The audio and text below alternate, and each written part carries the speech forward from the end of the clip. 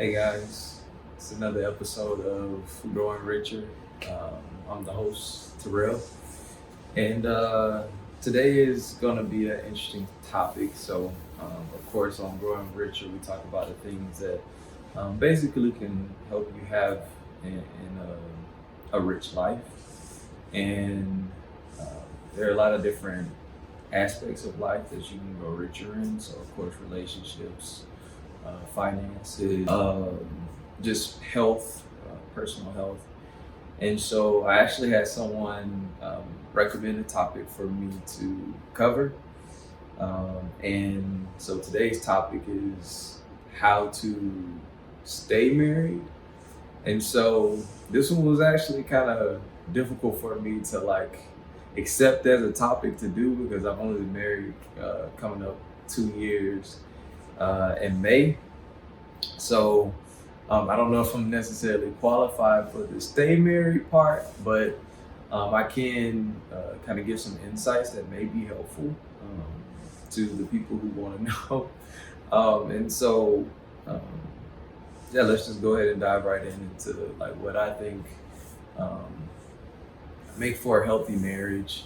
And for anyone who's watching who's got a lot more skin in the game than I do, just drop some more comments in the video so that I can learn more, and then the people that are interested can learn more as well. So I'm gonna start off with just um, the core of what you need is you need two people. You need two people, and you don't just need them just to be in the same space. You need them committed and like fully like engaged in the process.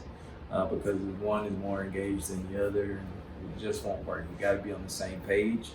Um, One thing that like comes to my remembrance from when I was younger in the church, they would say you can't be unequally yoked, and so that's kind of the theory behind it. And so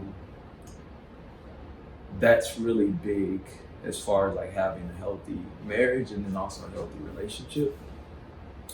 I also am thinking about something I've heard within the past maybe 2 or 3 years. It's actually the first time I heard it was on Dave Ramsey's show. He's like a finance guru, but it was basically saying like, of course, you got prep work you should do before you get married to make your marriage more like probable to succeed. And if you're already married, these will be good for you. Like, do we agree on these? We need to make sure we sit down and have a conversation and like make sure we're on the same page about these things. But I really, I really hope it's like you can talk about it before and that you do agree on them. So number one is kids. So you want to be on the same page about how many kids you want to have, what you want the relationship to be like, and kind of like the structure of how you want to raise your children. Number two is money. So you got to have like a vision for what you want to do with your money and be on the same page as far as like a budget. Um, Number three is your we all have them the in-laws. How are you gonna do and engage with the in-laws? What's gonna be acceptable? What are gonna be the boundaries that you've got? And then number four is faith or religion. Being on the same page regarding faith and religion is pivotal as well. So if you can get on the same page about those four things, those are kind of the core of what kind of drive a healthy marriage. And so another thing that we did, and I like this, I think we have a healthy marriage, is before we got married, we took a premarital course. And it's my understanding that this course is open to the public. So if you're married now, you can go take this course. I don't think you have to have like proof of being unmarried to take it. And it's got a lot of good information in there. A big portion of marriage is essentially just resolving conflict and like being able to have conversations about things that you like, you don't like, when something adverse comes up, to be able to just address it on the spot in a way that's beneficial. Um, and it also like kind of keys in on the fact that the goal of marriage, and the two people in the marriage, is to be together and then face their problems. And it's not to win like arguments, and battle within yourselves. There's really no point of like having those conflicts and like being bitterness in your speech, um, and like seeking to tear people down when your end goal is to just be together, at the end of the day. So, um, all of that's covered in the premarital course. Another concept that I really subscribe to is the emotional bank account. And so it's essentially saying that with your partner, you have, uh, like, they're a bank, they're an emotional bank, and you yourself is an emotional bank. And so what you can do is like make deposits, often deposits, to increase your emotional bank account with your spouse. And so with that, in our relationship, there's gonna be like withdrawals. So if you have to say like, I don't like how you did that, or you shouldn't wear that, or I don't know, whatever you have to say to your spouse that may be negative, you have enough of like the positive um, bank account with them that they'll give you the benefit of the doubt and say he didn't mean anything rude by it. He was, or she was just trying to help. The one today, when he was reminding me about the recycling, because I keep putting the wrong stuff in there. Oh, so I think with my wife, the example she wants me to use is the fact that I had to walk in there and be like, styrofoam and plastic bags do not go in the recycling.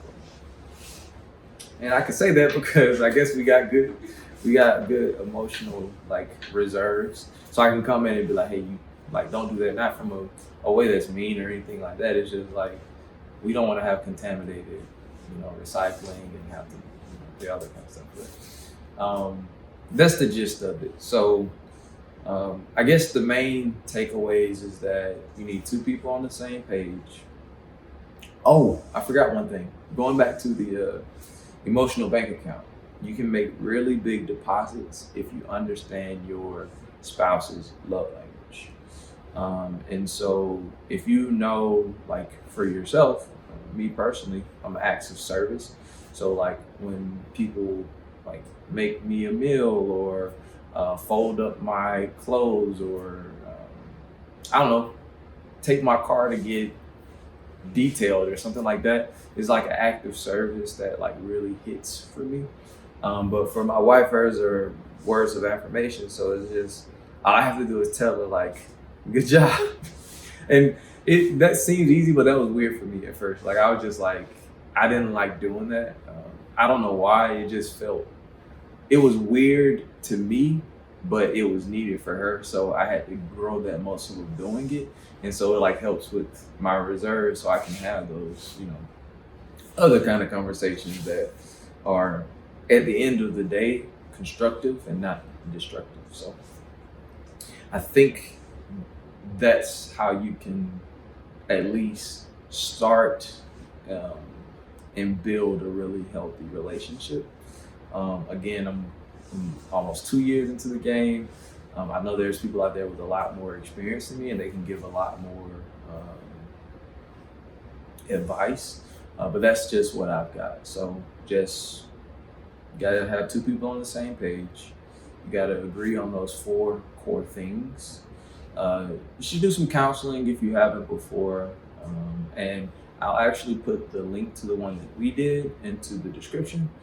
And then just, resolve conflict in a constructive way and build up your partner's emotional bank account. If you do those things, I can't see how you can fail. Uh, with that, have a good day. Take care.